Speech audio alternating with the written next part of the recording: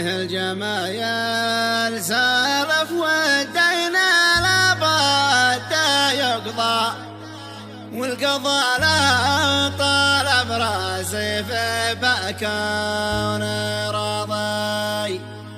صحبة الكاف وتسوى الكون طولا وعرضا، والوفي دايما له صيت بالعز حاضي.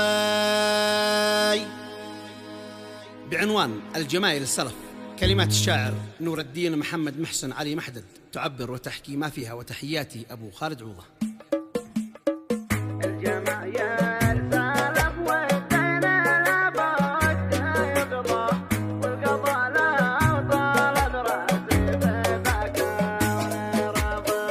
الجمايل سالف والدين لابد يقضى، والقضاء لا طلب راسي في بكون راضي.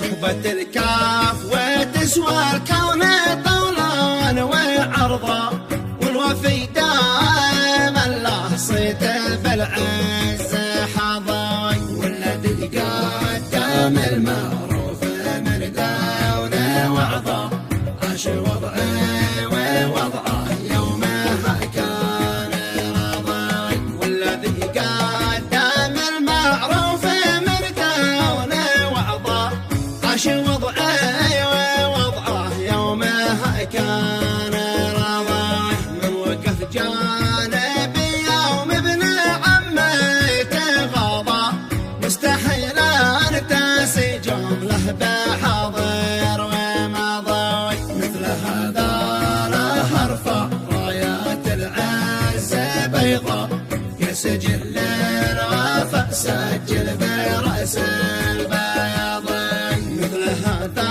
له ارفع رايات العز بيضاء، يا سجل الوفاء سجل برأس البياضي. وانه الفاسل مهما في حياته توضا، بتظل النجاسة فيه حسب افتراضي. ما يعز الزمن هين ولا يوم يرضى، يمدح لسان فاته لو معه ألف قاضي. ما يعز الزمن هين ولا يوم يرضى، يمدح لسان فاته لو معه ألف قاضي. واشكر الوقت هذا في عوافه وفوضى، قد كشف لي خفايا عنها الطرف غاضي. أقرب الناس